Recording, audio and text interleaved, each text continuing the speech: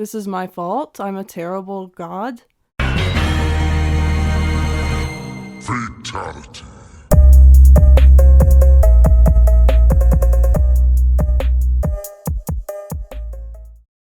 Hello, welcome back to Wake Up 3. This is round 17, and we are your hosts, Molly. And this is Cam. Sorry, I don't know why. I don't know why I paused. I was just thinking about MK1. Oh. I just started getting lost in my own head again, just thinking about the game. So I'm sorry. Oops. This is Cam. If you're new, welcome.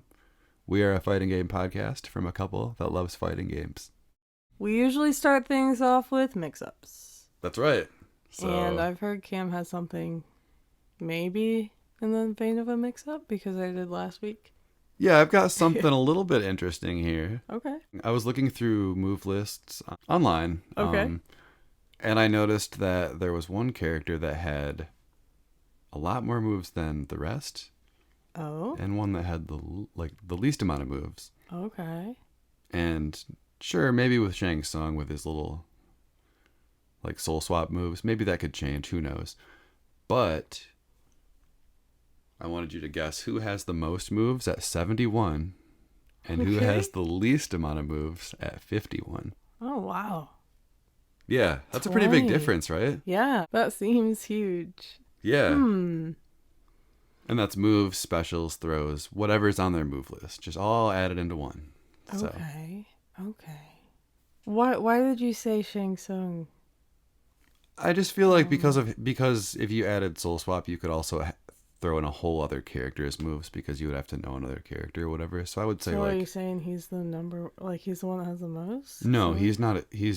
He wasn't in there anyways. Okay. That was basically just kind of a freebie. Oh. Like, hey, it's not him. Oh, okay. I see. My mistake. I think they both may surprise you. Really? Okay. Oh, it was on alterofgaming.com. They just have all the move lists listed out there. You can click on any character, view it on the go, whatever. Oh, yeah. This sure is a mix-up, isn't it? Yeah, it definitely is. Let's go with Liu Kang for the most. Wrong. Do you want it? Yeah, tell me who has the most. Ashra at 71 moves. Oh, okay. For the least, I'm going to guess Reiko. Nope. It is Li Mei at 51. I thought about her too. It was you? between those two. Okay, for me. okay. So that's... Reiko and Baraka were right in there. They were Okay. 55-ish, something like that. Okay, interesting. But yeah. you don't always need as many moves to get it done. No, I guess not. I faced Li Mei. That's crazy. Yeah, and I faced a Li Mei earlier. I'm playing Baraka right now. And I faced a Li Mei online earlier that actually whooped me 3-0. Wow. It felt like, wow, this person... I guess I haven't seen the full extent of Li Mei in this game yet. Uh-oh. I mean, obviously we haven't seen the full extent of all of these characters yet, but, anyways. Was that all of your mix-up? That was that you it. have? That was Okay, it. I guess it was a little one, but just it a was little one. challenging, right? It definitely was. That took a minute, so probably more than that. Yeah, it took a few minutes. So took a few minutes of thinking. We'll cut just it so down. You know. We'll cut it down. It won't feel like it, but it was several minutes of me thinking about who had 71 moves. There was 10 minutes of dead silence in the room. Well, thank you for the fun factoid mix-up with MK1. Anytime. And with that, would you like to get into our week in fighting games? Absolutely. It's feeling like deja vu. Yeah, right? It feels like, what was our week in fighting games if not Mortal Kombat 1? Yep, more first to fives. We do probably 2 or 3 in a session, so... Yeah. And they usually go 3 and 5 at most. Sometimes 4 and 5. Yeah, we had a real good one when I was Baraka, and who were you the other day? Oh man, I don't know. But it was a 4-5, and I ended up losing it at the end. I don't remember who you Against were. your Baraka? I beat your Baraka? Yeah, I don't remember who you were though. I don't know. Wild card, man. I've been playing a lot of people, so I guess that's my update for this week with MK1 is that I thought last week when I talked about it, my list was getting too big, but this week it's even bigger. Yeah. I tried out Smoke again, and I think there's some potential there. I think you're right. Yeah, definitely. Despite everybody finding out all his weaknesses right off the bat, maybe he'll get buffed. We'll see. We might sound like lamos right now saying like, "Oh, I'm Baraka. Oh You're no, you're no. Smoke." Like, Wait, you know what I why? mean? Like Why I'm though? just cuz and I don't think there's anything wrong with that at all. Like we love these characters, you know? Yeah, what's Like wrong with that? we're not picking them because they're popular. Do you think Smoke's popular? Yeah, I think he's fairly popular. I feel like he is someone that I still run across online a lot. It's Oh, just that okay. like yeah, if you're not smart with him, you're going to get blown up because Okay. he's unsafe on a lot of his moves. He's Right. got a lot of mix-ups, but they're not the safest things. So people that just throw him out there, it doesn't really work out. Mm-hmm. I haven't played him too much still, but enough to add him back to the list, or I guess officially to the list. He was never really on it, but you wanted me to try him out. I gave him another try, and he's on the list, as well as Johnny Cage. I Okay, played okay. Johnny again this past week and remembered how fun he is. He is. He's so fun and flashy, and even So when I run across him online, he's just like a blast to see what people come up with. yeah, so he is back on my list. Cool, cool. Right now my list is possibly the same as last week. Okay. It's Baraka, Ashra, Reiko. Oh, who? Ashra? Yeah. I don't think Was you she were not talking on about the her last week.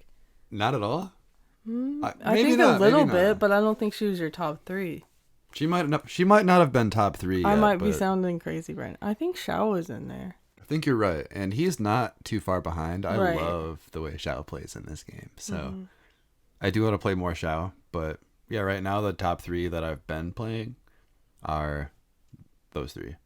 Pretty treacherous with, I feel like Baraka and Ashra in particular.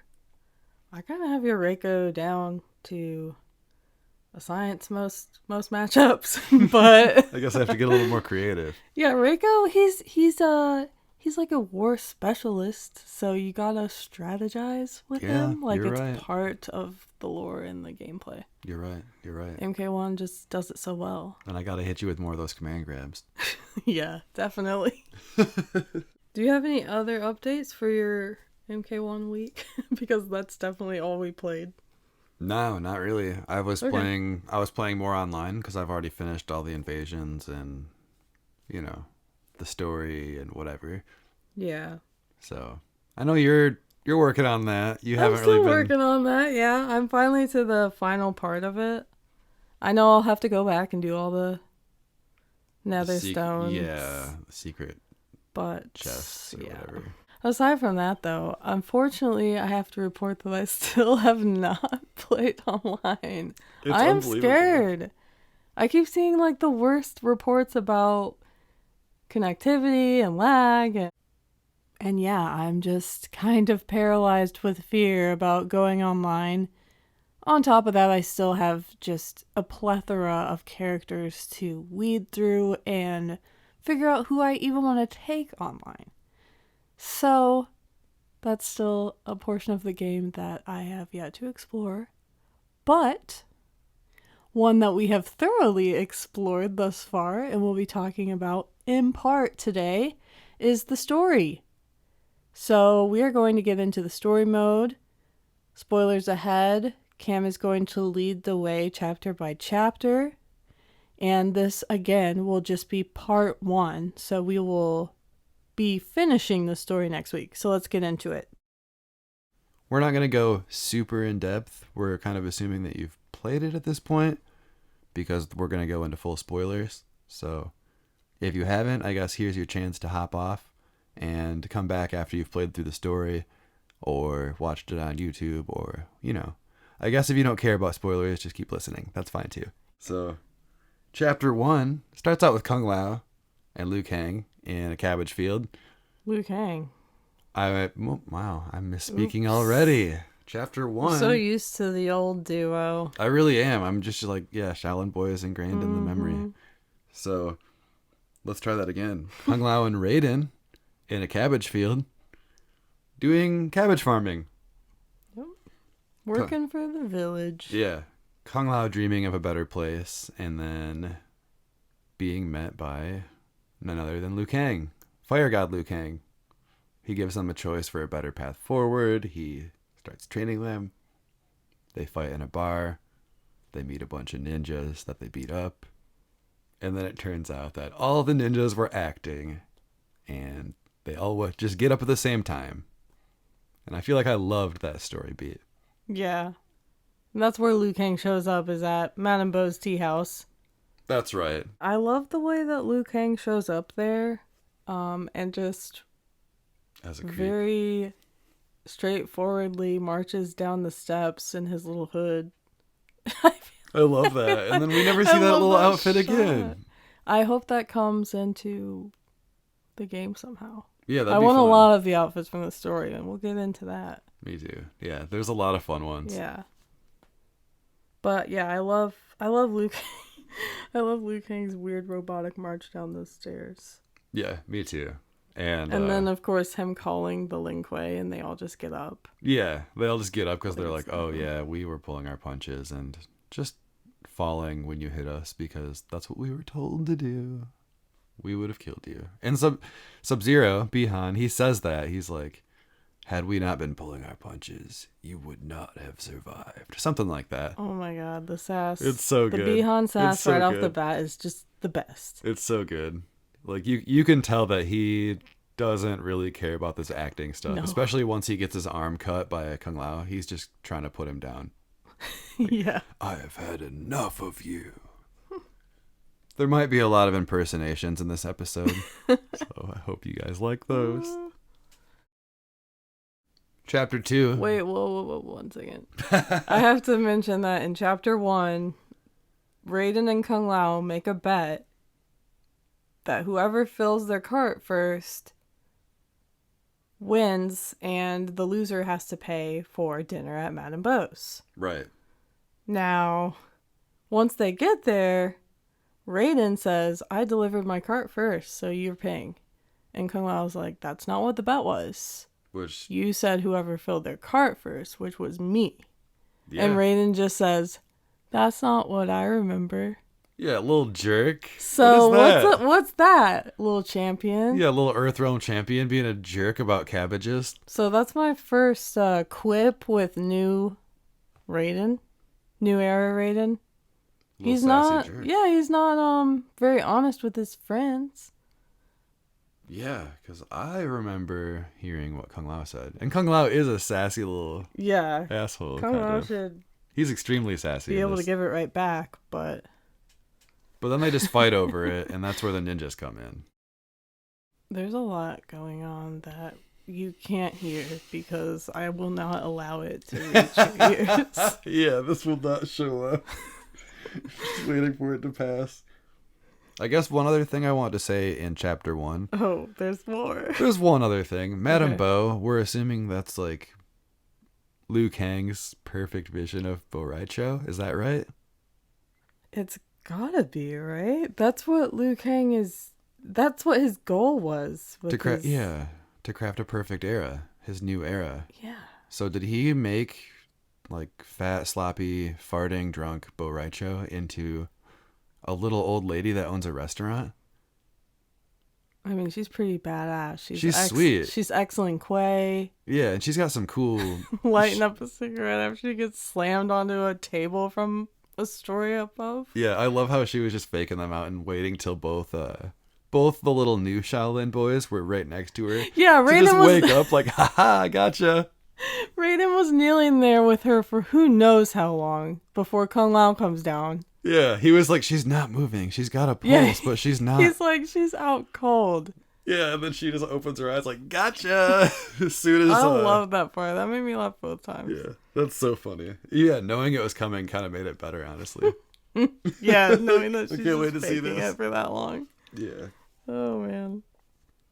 So I guess what I'm saying is Madame Beau for KP2. Yeah, and I think everyone would be on board with that. I think so. I feel like people love. Give her Madame some Beau. sweet skins. Give her a skin from her youth, from when she was excellent Quay. Ooh, yeah, that'd be sweet. We also should note that Madame Bo is also voiced by Kelly Hu is voicing Lee May in MK1. So, just a fun little That is fun. I character like that. crossover. I like when a voice actor voices more than one character in a game. That is really I think fun. It's cool. I like that. That's cool. She does a great job, so Yeah, shout out it sounds good, and Kelly it's different enough where you would be able to pull it off by having both characters as full characters. Yeah. Chapter 2? Chapter 2, Johnny Cage. That's right. Johnny Cage on the movie set. That's where we start out. So we are in, what is it called? Kataravala? Kataravala. Yeah, that's right. That's his movie. The Temple of Kataravala. Yeah, and it's like an Illinois Johnny Mm-hmm. movie. Basically Indiana Jones. They're on the movie set. He's with his little buddy who's kind of a clumsy, oafish, backpack carrying dude, but they're like BFFs. Yeah, like Johnny calls him his best friend. Yeah. In the movie. Yeah. We fight some fun versions of the characters in this. We fight some weird Natara. Yeah. It's not Natara, it's this movie version vampire. Like it sounds amazing. Yeah, it's cool. It's got an audio. It's got some sort of effect to it, like an echo or something. I don't know, but it sounds cool. Also, the skin itself is really cool. Like yeah, it's like creepy. It's like blue and scary. Yeah, like the eyes are actually like a vampire. And yeah, it's cool. That's what I wanted out of Natara. That, though, is like the prime example of what you could have and should have done with Natara instead of going for just a celebrity. Yeah, I really wanted more. I wanted something creepy, something spooky, something like monstrous. And yeah, give me something spooky. Yeah. Yeah, give me something spooky. Exactly. So I loved seeing that, and I was like, oh man, like, that was sweet. Wow, they had it in them all along to make Natara really cool. Yeah. So and then we see I want that skin if I'm to continue playing any Natara in the future. I want that skin. Yeah, I hope they give it to us at some point, because it's just so cool. That's just one of a few cameo, or that's just one of a few story ones that I would like, but that's a cool one for sure. Yeah.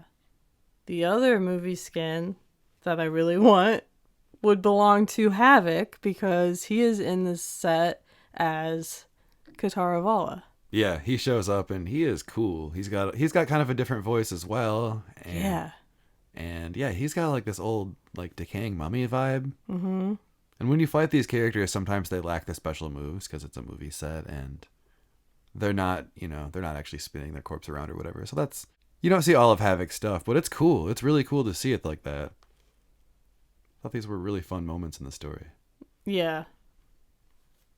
And then especially after the movie's done filming, when you see all these guys in their little mocap headpieces and they're still wearing like the rest of the Havoc outfit. Yeah. It's fun it's fun to see that stuff in the background. That was pretty much all I had for Johnny's chapter, honestly. I mean, I know we go to his house from there. Yeah. So after the movie set is kind of over with, we go to his house and he gets kind of ambushed by Kenshi. They have a little brawl over Sento, what? Well, first off, we find out Johnny's a married man. Yeah, for now. Well, in the new era, in the story at that point, he's a married man. Yeah, that's right. And what's her name? Jen? Chris, yeah. She walks out on him because they have some issues that he wants to be the movie making persona. Things fall apart for them. So, and then not long after she walks out, someone else walks in who becomes quite the bromance later on. Yeah, those two are pretty close by the end, but we get Kenshi here looking for Sento, but it's in Johnny's possession. He bought it recently for $3 million. He made that clear a couple of times throughout the story. And he is not going to let that thing go without a fight. So they have a little duel in Johnny's mansion. Johnny wins, obviously. It's Johnny's chapter. Yeah. So he ties him up, and then someone else comes to the party at Johnny's. Yeah, the doorbell rings. Not quite the after party from wrapping up his film that he expected, I'm sure. No, I'm sure it wasn't, but it was a fun scene. It's actually one of my favorite shots in the game when the doorbell rings, Johnny walks over to it, and it's Liu Kang, Sub-Zero, and Scorpion just standing there waiting on his doorstep. Yeah. All they need is just a pizza box in their hand. Yeah. It'll be perfect. Right? Like, so Scorpion can be wearing a little pizza hat or something. Yeah, or like little trick-or-treat baskets. Oh, that'd be good too. It's coming up next month. That would be sweet. Yeah, that'd be fun. Anyways, yeah, that's one of my favorite. If I had to take a screenshot, just one, that might be one of my favorites. Just them in the doorway. I love that. I love it. It's so good. It's great. They knew what they were doing with that shot. Yeah, definitely. So at this point, there's another little fight between Sub-Zero and Johnny because Sub-Zero's kind of a jerk. He's just, he's being Sub-Zero. He tries to beat up Johnny, and he's basically like, I had to put him in his place. Like, yeah, did you? This is his house. Scorpion's like, why'd you do that? Yeah. Yeah, and... brother. Yeah, brother, why did you beat the shit out of this guy in his house? And he's like, I had to put him in his place. Yeah. Like, did you? You guys are in his house. Bihan never got invited to, like, the sleepovers growing up. No, he doesn't really understand... he doesn't understand being at someone else's house, that you're supposed to be a little bit more respectful as a guest. He's like, I'm the best one here. Yeah. This is my house now. Yeah. I'm going to do what I want in your house because I'm Bihan. I love Bihan in this story. It might sound like I'm shitting on him, but I love Bihan. No, I don't want it to sound like we're shitting on him because, yeah, he's like my favorite part, probably. He's one of it. He's up there for sure. Anyways, from there, Liu Kang recruits Johnny to his little monk village, and he recruits everybody there. Yeah, he recruits everybody there. He recruits not the Lin Kuei. They're just working for him. They're already there, I guess. They're not at the monastery though. They're not training to be champions because Bihan wouldn't work out for it. Yeah, I think he would fatality somebody, and you're not supposed to. We find out that it's been, I don't know, 1,000 years or something since there's been any sort of major injury or death in the tournament of any kind. So it's been a long time, peaceful times. I don't think putting Bihan in there would be a good idea. That might disrupt it. So is that it for Johnny's chapter? That's it for Johnny's chapter. And then they go to the monastery. They go to the monastery. And that's where we go into Raiden's chapter, chapter 3. Raiden has to go through a series of challenges to find out who is going to represent Earthrealm. We find out Raiden has to? Well, I guess they all have to figure out who's going to represent Earthrealm. Yeah, it's come the time to choose a champion, and then everybody's like, "Wait, I thought we could all go as champions." Yeah, and then Liu Kang reveals that no, it's actually only Outworld that gets that advantage. Yeah. Because they have, like, I guess, like a home turf advantage. Yeah, host advantage, he called it. Yeah. Jeez. Yeah, so we find out that we have to do an elimination at the monastery. Yeah. Liu Kang decides to start out with Raiden because it's Raiden's chapter. So Raiden gets to fight everybody. And then that, of course, means that he is Earthrealm's champion. Fighting Kung Lao last. We also got to talk about Kung Lao's sass in this story. It's pretty good. Yeah, he has a lot of good sass. In the very first chapter when he does like the shrug after he hits Sub-Zero. And then when he's the final challenger at the monastery for Raiden, he has such a big smirk on his face when Liu Kang says, You'll face the final challenger tonight. Yeah, they show up at night. I already knew before this that Kung Lao had beaten Raiden in every single previous fight, so things are looking like it's going to be a Kung Lao representation for Earthrealm. Yeah, Kung Lao's looking pretty confident. Yeah, he's very cocky. But he gets bested, of course. Yeah, he even says, how could I? Like he's about to just be like self-deprecating or something at first. Mm-hmm. Maybe not self-deprecating. Just, anyways. Yeah, anyways. Yeah, he's like, how could I? Congratulations, Raiden. So he has to get over it kind of quick, real fast. But, he's cocky. So that's probably tough for him. I think they did a really good job with Kung Lao in this story. Mm-hmm. He's super fun. So then Liu Kang gives Raiden his advantage. So we find out that Raiden on his own with all his training thus far, still wasn't going to be a good enough contender against people from Outworld.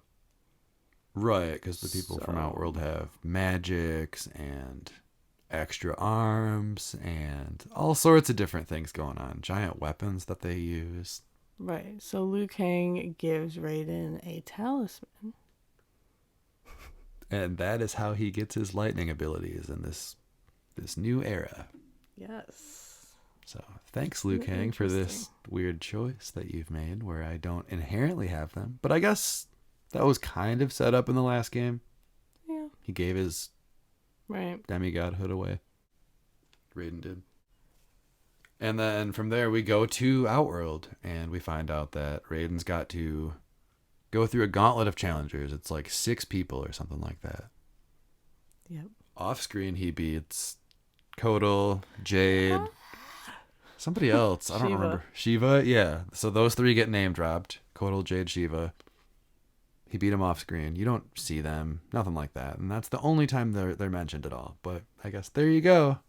I was happy to see a mention. Thank you for the mention, Kotal, of course. Yeah, we know that Kotal exists in this era. And maybe they're holding on to what he looks like for later. We'll see. Please. Raiden finds out that Outworld also has fathers. Yeah. What was that moment? Because that was really fun. So he's riding in the carriage with Liu Kang, and they are going through the city, and there's, it's a procession. It's a celebration. And then there's a stop in their route, and Melina gets out of the carriage and runs up and meets Li Mei, who, wow, Li Mei really just goes on to be disrespected by everyone she talks to almost in this story. Yeah. But yeah, so Melina confronts Li Mei. They have a little, squabble about what's going on here with leading all these people out of the city and stopping our route. And during all of this, Raiden says to Liu Kang, wow, it seems like Melina really doesn't like Li Mei. Yeah. To which Liu Kang says, you know what, I'm just going to tell you everything because you're Earthrealm's champion. So he goes on to just spill the tea about Jared getting killed on Li Mei's watch. Yeah. And that's the touchy thing with Melina. And yeah, that's... Raiden just kind of doesn't really react to that. So in our second time playing through this story, we were just kind of like, oh, what Raiden got out of that whole thing that Liu Kang just said about Melina and her dad getting killed was that there are fathers in Outworld too. Yeah, because he had no expression. It was just blank from hearing all that. He's news. like, I don't know who Jared is. I don't know, like Li Mei. I don't know what I that saw is. her for a second. Yeah, I don't know who that is. Yeah. None of this makes any sense. We're just making Raiden out to be like a simpleton, I guess. Yeah. There are fathers in Outworld? Anyway. Yeah, we mentioned that like several times when he would show up on screen and just have like no expression. Yeah. Anyways. So he ends up going through this series of people, the final one being Shao Kahn and General Shao. General Shao, my bad. It's hard to get over that, It's been a long time. Anyways. Yeah, he beats General Shao as his final opponent. And congratulations, dun da da da. He's Earthrealm's champion. Did you want to talk about who he had to fight first? He had to fight Reiko. No, first, as per tradition.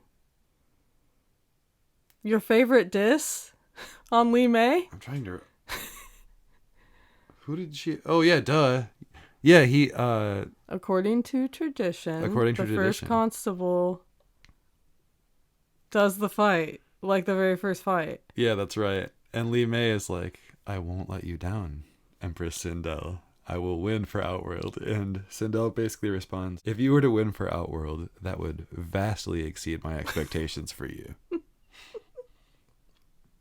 Like so cold. Yeah, I love it. There were like 6 or 7 different times in the story where people just shit all over Lee May, and I thought it was the funniest thing in the world. Man, she really had a hard time in that story. She did. Like, one person thought she was cool.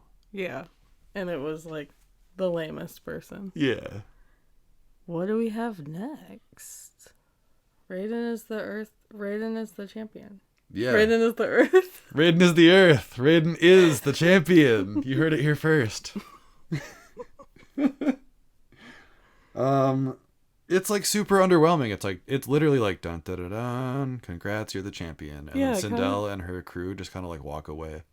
Yeah, they literally do. Yeah, they just walk away. Like they're kind of sore losers. Yeah, there's no celebration of any kind. It's just like, all right, go home. Yeah, like we'll see you tonight for our little banquet.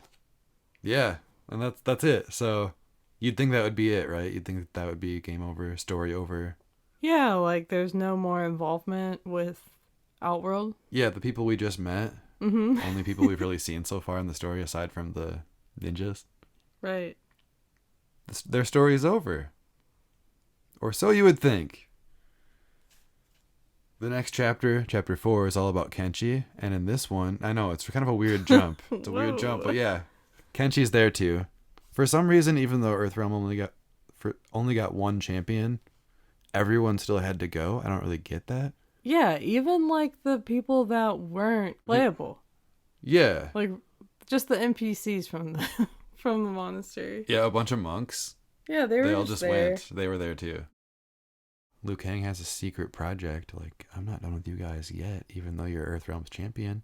Yeah. Earthrealm's champion can't go with you because he's recognizable now. So I need Johnny and Kenshi to go on a secret mission, and Kung Lao too, I guess. The 3 of them all get little stealth suits. And they go on a secret mission for Liu Kang, looking for Shang Tsung, trying to find out secret information on him. Yeah.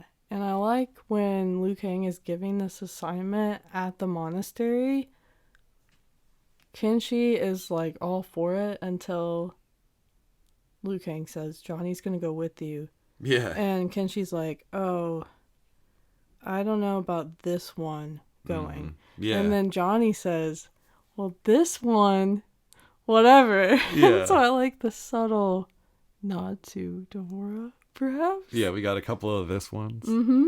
I like it. Yeah, it's fun. Maybe we'll see her in the future, too. I love all these little MKX people, so bring them back. But yeah, this trio is off to find Shang Tsung and capture him. Yeah, and they come across Baraka's colony first, and they do see Shang Tsung there, but he's doing something strange. Yeah, he is experimenting on Tarkatans. He's taking bone marrow from Baraka when we first meet him. And from there, we kind of get into a little Baraka fight. We fight Baraka, and then we fight Shang. And then Shang turns into one of the Tarkatans that we saw in, like, the first trailer that for Baraka. The first trailer. The Umgadi trailer. Yeah. One of those little NPCs that just walks away. And we thought, like, they focused on that dude a lot. We thought about that at the time. Yeah, and it turns out it was Shang all along. That's pretty cool. So, with that, they lose him. But Baraka is able to join their crew. So now Baraka's part of the gang. And he leads them to Shang Tsung's laboratory, as he calls it. Yeah, everybody calls it that.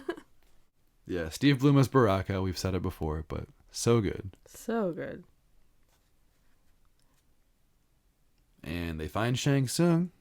He seems to be operating or doing some sort of procedure on Melina. And Tanya and Rain are right next to him, kind of helping out with it. It seems like, what's going on here?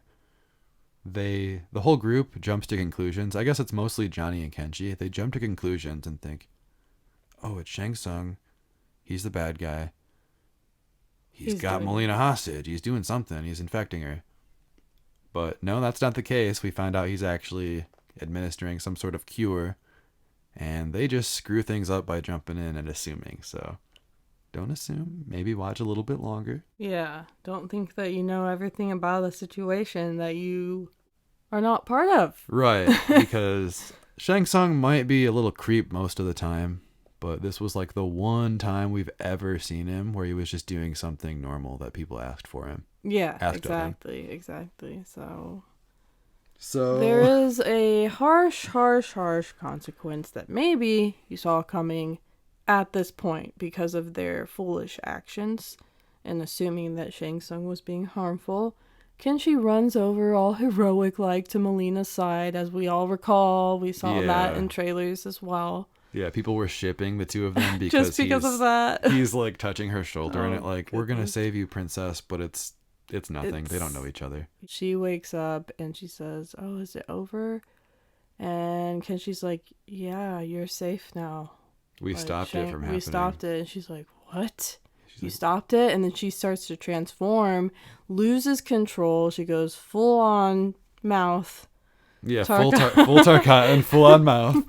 And she, I think first you actually do a fight, but then after that she ends up trying to attack Johnny. Kenshi gets in the way and saves him. Yeah, because he's about to die. And then ends up getting his eyes stabbed through. Yeah, the way that he loses his eyesight here is pretty crazy to me. Like the first time I saw it, I was like, "Whoa!" Because she just jams both of her sides directly into his eyes, and it's pretty shocking. We thought, like, wouldn't that just go into his brain? Yeah, wouldn't that just kill you? Like you would probably, in that moment, you would wish it did. Right, like man. So that was pretty brutal. Definitely. That's how Kenshi loses his eyesight at that point, and he kind of thanks Liu Kang. Yeah, right. Like there's a lot of times in the story where you can just stop and say thanks, Liu Kang, like something dumb or bad, or you made a bad decision, like and then when Liu Kang later finds out that Kenshi lost his eyesight, he literally screws up in his speech and he says, "Oh, I had hoped it would not happen in this time. In this, I was hoping it wouldn't happen this time." And Kenshi's like, "This time?" And he's like, "Oh, I misspoke." No one misspeaks in that way. That's crazy talk. I was hoping you wouldn't lose your eyesight in this timeline. What did you mean by that? Oh, I didn't mean to say anything at all. Weird. That was a really insane moment to me the second time watching it and realizing that they come back from this mission and report that, whatever, they learned whatever, but at the cost of Kenshi losing his sight. Yeah, he got his eyes stabbed out. He bonded with Sento, which we haven't got to that yet, but he ends up being able to see through Sento, as he usually does. And they report this to Liu Kang, and then Liu Kang just doesn't even offer any condolences. Yeah, he doesn't. I'm sorry that your eyes had to get stabbed through for this to happen. Yeah. This is my fault. I'm a terrible god. Yeah, instead he's just like, I was wishing that this didn't happen again in this timeline that I've crafted. And Kenshi's like, what did you mean by that thing you just said? Yeah, Kenshi really gets the short end of the stick in the story. He really does. Apart from getting Sento back, because that's what he originally wanted. Yeah, so I guess he gets that, but at what cost? Right. We know the cost. Liu Kang. So yeah, Kenshi loses his eyesight, and from there it's the end of his chapter. Once he first loses his eyes, he is very sad, and he kind of gives up a little bit when the rest of the crew is forming a plan. He's kind of like, you should just leave me. I'm just useless. I'll slow you down. And they're like, nah, man. We need you. Yeah, Johnny in particular is like, you saved my life. I wouldn't be here if it weren't for what you did. I'm making sure that you're good. Yeah, and he gives him Sento at this point. Mm-hmm. So I felt like that was one of the best moments in the story when he gives him Sento. It was just really touching. Yeah. I feel like they did a good job of making their bond. They did, but they really tore Kenshi down beforehand because they take his other sword away first. Johnny, the way he does it is kind of oh my god, you're torturing this man. Yeah, it feels like he's stripping him of all his dignity for a second. Yeah, but then he gives him he's reward. He's like, Kenshi, you can't see out there. Give me your sword. And Kenshi's like, yeah, you're right. Here's my sword. And he looks so sad, the smallest he's ever been in his life. Right. And yeah, then he gets Sento because Johnny is Like the ultimate bro right there. And I feel like from there, they're like forever bonded. Definitely. That's like a super fun bromance that I didn't see coming. Yeah. But yeah, that's pretty much the end of the Kenshi one. From there, we jump into a Baraka chapter. Oh, yeah. So Baraka's in the cell with them. Yeah, we should mention that the crew got captured in Shang Tsung's lab at this point. So they moved downstairs, which is like a prison. Yeah, horror experiments and... That's called the flesh pits in this game? Yeah, that one's the flesh pit. So it's like underneath Shang Tsung's lab. Yeah, so downstairs in Shang Tsung's lab is the flesh pits where they're locked up. And their jailer is that little Zateran man. Reptile. Reptile. Yep. Or Sizoth, as he is known. Yeah. And he's the first one you get to fight. Well, I guess actually you don't fight against him first. You fight a bunch of weird Tarkatans. Tarkatan clones. Tarkatans. Yeah. Luke. Reptile is like, Shang Tsung has my family. I have to work for him. I'm his slave. He mentions this many times. He's like, yeah, you should feel bad for me because he has my family. Yeah, he's doing this all for the prospect that Shang Tsung is going to keep his family safe as long as he does what he wants him to do. Right. So he's like, I'm forced into doing this, but he still does it all. It's just... Poor naive Reptile, because we find out that Shang Tsung has been lying for a long time. His family's been dead for a long time. He says many moons ago. I'm assuming that just means he killed his family as soon as he took Reptile into servitude. Exactly. To tie up loose ends, because Shang Tsung doesn't want loose ends. Anyways, we first fight a bunch of weird Tarkatan clones and a super Tarkatan that's just this big buff one that I've just kept laughing at the first time I saw it. Yeah. Plus it has just all of Baraka's moves, so it's really weird to see a huge thing doing all those quick swipes. Giant bulky Baraka. It's really funny. And then we finally get to fight Reptile, because he's the final path, or he's the final dude in our way to get out of this jail. And when we got to fight Reptile this time around, I really got into it. Like, hell yeah, I'm beating the shit out of you, because I do not like this version of Reptile. I like human Reptile, but I don't like giant, big, dumb alligator Reptile. Yeah. Not fans over here. Yeah, of MK1 Reptile. No, if you've listened to any of our other episodes, you'll know our love of Reptile, and you'll also know our dislike of this fat alligator Reptile. Yeah, you kind of really went hard and beat the crap out of Reptile this time. Yeah, and I had been playing a ton of Baraka, so it was a little bit easier this time around versus when we first played the story and hadn't picked anybody. Next up, Reptile eats a bug in the living forest. Oh. And it's like the worst scene in the whole story. Yeah, I think if I had to pick like a least favorite part of the story, just one shot, it would be that. Yeah, even seeing it coming a second time, I was thinking to myself like, man, I don't want this. And then, you see him eat a bug. So...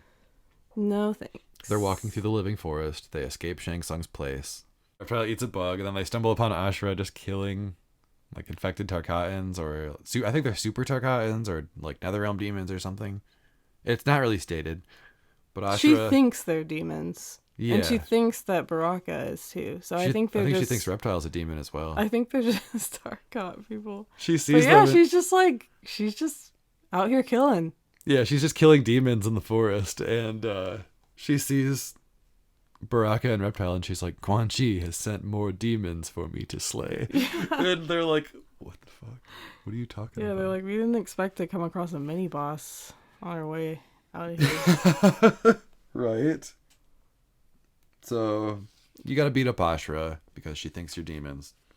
But from there... she joins your quest because you beat her into submission and you're like, we're not demons. And then she's like, oh, sorry. I'm glad I didn't hurt you badly. My mistake. Can I be part of your team? Yeah. Johnny and Kenshi are still there, but they're on the back side of things. I feel like it's more about the freaks because they were the ones that were being attacked. But from there, we get Ashura. She is the next chapter, chapter 6. Once she joins up, we find Quan Chi almost immediately afterwards in the living forest. He's got this soul battery construct, and he is up to no good. we see him create Ermac at this time. And I know that's one of your favorite scenes in the game. Yeah, I think that shot of Ermac coming into life is it's pretty sweet. Yeah, it's done the way he like shows up and his teeth are almost fang-like, and it looks very horror inspired. Yeah, the first time that we played and that scene played out, I was like, ooh, it's like scary. Yeah. Yeah, So I feel like they did a great job on showcasing like the return of Ermac right there. That was, as an Ermac fan, I was very happy with that. Yeah, that's that my was favorite cool. part. That was cool. Favorite shot. I feel like that gave you some kind of renewed vigor. And then, of course, after that, everything he says in the story, which is a lot of "we are many, you are but one." Yeah. I love to see it. Yeah, yes, definitely. Yes. So. Anyways, moving on from there. Quan Chi's back. Quan Chi Chi's looks back. different than we're used to. Yeah, first. He doesn't have that pale complexion that he's always had in the past. Right. He just looks more normal. And more normal. Quan Chi, he's not like completely white. Right, and he's trying to do this soul battery thing. We don't really know what that means yet, other than it's bad news and they need to shut it down. But Ermac buys him enough time. You fight Ermac, and it's kind of cool. You get to see a little bit of what he does. It's it's just simple things that you would expect as Forrest lived. It's probably stand-ins. It probably is. I think they'll change it all. Yeah. But that gives Quan Chi enough time to unleash his soul engine, soul battery thing, and that absorbs all of the souls in the living forest, which they harbored a bunch of good souls, and it takes them all. That's how Ermac's created. I guess we jumped in a little bit. So anyways, all the souls in the living forest. It's now the corrupted forest. And thanks to Quan Chi and Shang Tsung's work. Yeah, so it's bad news in that forest at this point. And then it switches over to Reptile. There's a new plan. They've got to figure out how to get to Quan Chi. Not to Quan Chi. They've got to figure out how to get back to Liu Kang and let him know, hey, we found out all this bad news. These two sorcerers are doing some messed up stuff, and they're kind of working together, it seems. And here is where we will cut you off until next week, when we will do part 2 of the story mode. So we hope you enjoyed our breakdown thus far. And as always, please share your feedback, share any moments in the story that you have loved or that you have felt could have been better, because we're all for critiques around here. We love the game, we love the franchise, but we always, we keep it real, and we want to hear how you feel about it too. So thanks again for listening. See you next week. Thank you for joining us on another episode of Wake Up 3. You can follow along on Twitter at WakeUp3FGC or on YouTube and Spotify at WakeUp3. I'm your host Cam, and you can find me at Big Ruck Online on all social media. And I'm your host Molly, and you can find me on Twitter at Concut, that's KAHNKUT, or on PlayStation, that's Jan Michaels. This is Wake Up 3 signing off. Bye.